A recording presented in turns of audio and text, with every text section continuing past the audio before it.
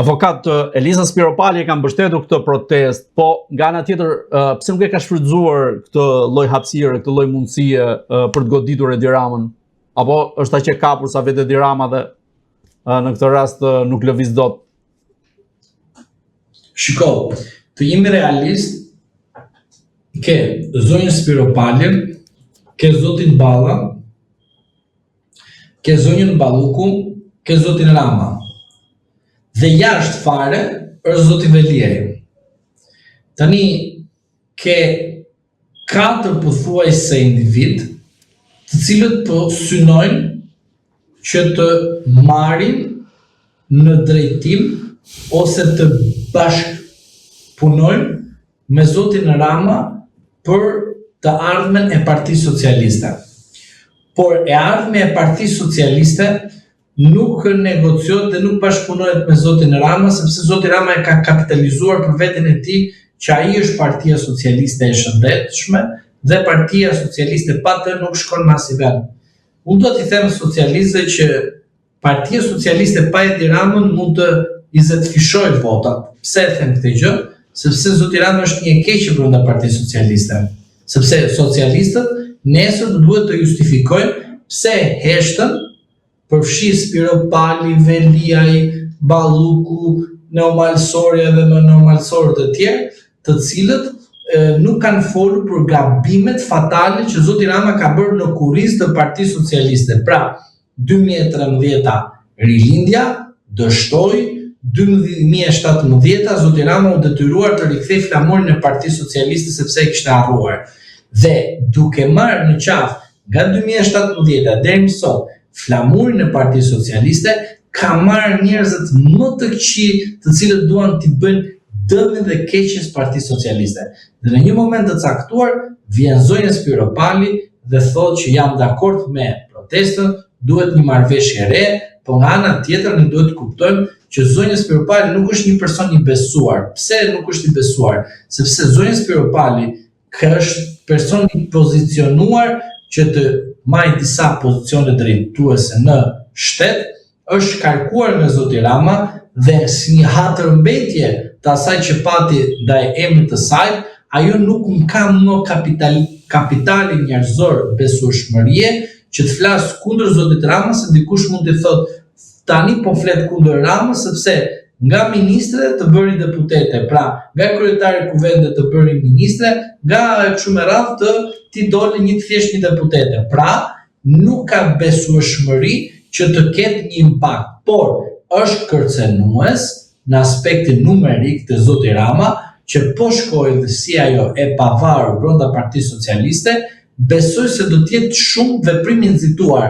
Uroj që zonja Spiropali mos të bëjë një veprim të tillë, sepse do të ketë pasoja të rënda në kuptimin edhe penal, pra mund të t'i merret familja e panderur, sepse duke ditur që Spaku është mjet i zotit Rama dhe vullnetari më i madh i kësaj për shembull dëshire është zoti Dumani dhe të tjerë 19 prokuror të Spaku që ata shohin drejt për së drejt pranë zotit Rama, pavarësisht se ju mendoni se janë amerikanë, europianë dhe kështu, të janë mashtrimet e radhës që kemi parë her pas here që ndodh, por e vërteta është që zonja Spiropali për mendimin tim duhet të qëndrojë në Partinë Socialiste, duhet të bëjë punën e saj në korridore dhe në kanale komunikime brenda llojit për të marrë gjithmonë mbështetjen jo publike, por atë që themi poshtë tavolinës, që zoti Rama në një moment të caktuar të goditet nga një grup deputetësh për bërë pothuajse në 17 ose 20 deputet. Sepse u mendoj si 20 deputet që do të jenë pakic, por në kuptimin parlamentar do të jenë ata që dorëzojnë zotin Rama, mundet zonja Spiropali të dalë dhe të bëhet një lideri përfaqësues të tyre dhe të rrëzojë zotin Rama nga Partia Socialiste fillimisht. Avokat, të rikthehemi sërish te deputetja Mariana Koçeku. Në këtë rast, pas këtij denoncimi, a do duhej që presidenti i vendit të mblidhte Këshillin e Sigurisë Kombëtare, deputetës të vendoseshin truproja për të siguruar vetë sigurinë e saj, dhe nga ana tjetër, a do duhet vepronte Spaku në këtë rast? Pyetja juaj më lejon të them që harxojmë kohë për një gjë që nuk ekziston. presidenti i Republikës nuk ekziston. Presidenti i Republikës është pothuajse karafil, apo më fal, Partia Socialiste çfarë flamuri ka, trëndafil apo karafil, se ngatroj? Pra, trëndafil. Pra, është një trëndafil brenda Partisë Socialiste, ta ishim karafil se duket pak keq. Është një trëndafil brenda Partisë Socialiste. Ose është një nga petalet e trëndafil. Një nga petalet. Pra, çfarë po përmend tani presidenti që ku presidenta është një person që bën xhiro dhe mbush një karrike thjesht për të quajtur president. Përsa i përket ndihmës së asaj nga ana e SPAK-ut, ju thjesht do shikoni vetëm një gjë që unë ja sjell si shembull. E patë rastin që zoti Rama doli për të shpëtuar dhe zoti Dumani mori aksion edhe shkriu lekët e atyre investitorëve të huaj, ky ishte një gabim fatal që bëri. Pse? Se i tregon investitorëve të huaj që këtu në këtë vend vetëm me një urdhër kryeministri bëhet nami, jo më shteti ligjor. Pra është mashtrim kjo për investitorët të huaj, të cilët duan të vinë në Shqipëri, mos të vinë asnjë ditë, mos të vinë, sepse këtu kur qeverisit vend me një urdhër mediatik, pra konferencë dhe zoti Dumani mori një iniciativë të tillë, ju imagjinoni se si do të jetë rasti duke mbrojtur zonjën në fjalë për sa i përket sigurisë së saj nga bandat kriminale. Zoti Dumani mund t'i thotë asaj që shiko, bëj një kallëzim penal dhe ne do ta shikojmë. Shpallim mos kompetencën, ja çojmë prokurorisë zakonshme. Po fal tani, a ndodhi rasti në Rinas, pse u ngrit një prokuror, ndonjëherë prokurori posaçëm të ja bëj një hetim? Ajo është harruar fare si ngjarje në fakt. Mos përmend prokurorët e SPAK-ut si ata që do shpëtojnë Shqipërinë. Ata kanë për detyrë të shpëtojnë sipas manualit 1976, edhe para, po edhe pas vetëm Edi Ramën dhe Partinë Socialiste, sepse ata japin llogari tek Partia Socialiste, familjen e tyre e kanë në punë në shtet. Pra, nuk do të bëj asnjëri prej tyre asnjë punë në interesin kombëtar, sepse ata janë vasalët apo janë servilat apo janë të gjunizuar përpara Partisë Socialiste. Prandaj ju them, mos u deni nga kjo ide. Jam i bindur që do deni nga kjo ide, sepse ata takojnë europian ndërkombëtar dhe në fund fare do i ngeci reforma afrikane, por e vërteta është që e gjithë kjo situatë që ju po shikoni është e qartë që prokurorët e SPAK-ut nuk do t'japin kurse si ndihmë dhe SPAK-u do të jetë gjithmonë edhe është gjithmonë në varësitë e Edi Ramës, sepse në rastin të ishte në pavarësinë e Edi Ramës, SPAK-u në procedimet penale do të kishte vepruar në kohë dhe jo pas 100 vitesh. Në të njëjtën rrugë, në të njëjtën linjë është edhe kryetari i ri i SPAK-ut, i cili kujdes tani që këtu është sekreti. Pra, e mori në dhjetor mandatin, janar, shkurt, mars... S'ka bërë asgjë deri tani. Deri tani asgjë. Ju desh protesta. Përveç aksionit fundit. Dhe u zgjua zoti Dumani dhe ai bëri noterin dhe firmosi urdhrat e arrestit apo nuk e di çfarë ka bërë në aspektin administrativ.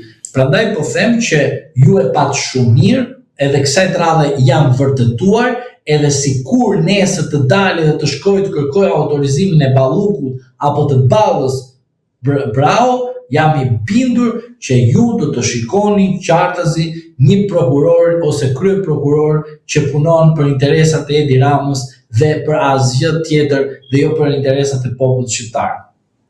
Po në këtë rast nuk do të duhet ngrihe gjithë shtetin këmbë, sepse bëhet fjalë për denoncim të një deputete që nuk besoj se është duke gënjur.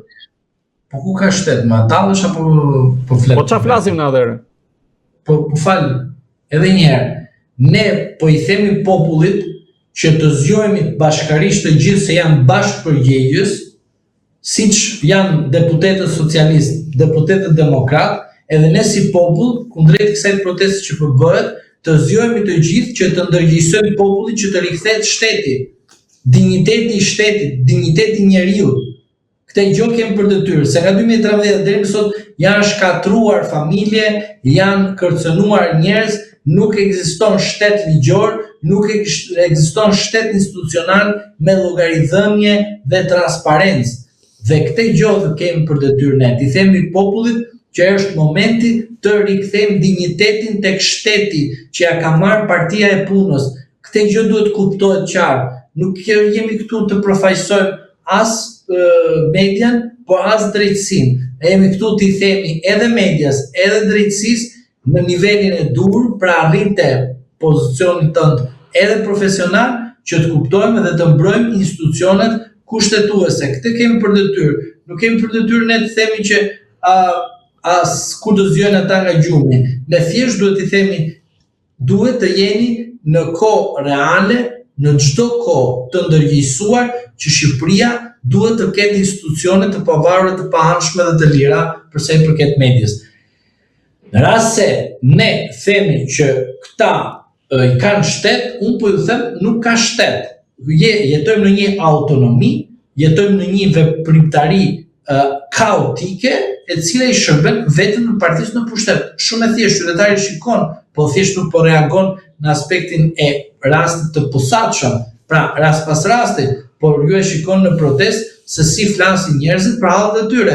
Pra kjo është pasqyra e dështimit të shtetit, e dështimit të pushtetit, e dështimit të gjithë institucioneve, të gjitha hallkave, dhe ne kemi për detyrë t'i ndërgjegjësojmë dhe ashtu siç kemi bërë vazhdimisht, duke i thënë të vërtetën dhe pikërisht në shesh nuk janë vetëm ata të cilët u revoltuan për Zverdhnecin, po janë edhe ata të cilët na kanë ndjekur vazhdimisht dhe i falenderojmë që i kemi thënë të vërtetën dhe janë ndërgjegjësuar dhe shkojnë në shesh dhe kanë hequr frikën, se kjo është lufta më e madhe. Frika, se ishte instaluar frika në palc dhe këtë gjë rrëzuan djemt dhe vajzat e reja dhe njerëz të cilët kanë dëshirë që Shqipëria të jetë një vend demokratik dhe jo një vend i komunizmit.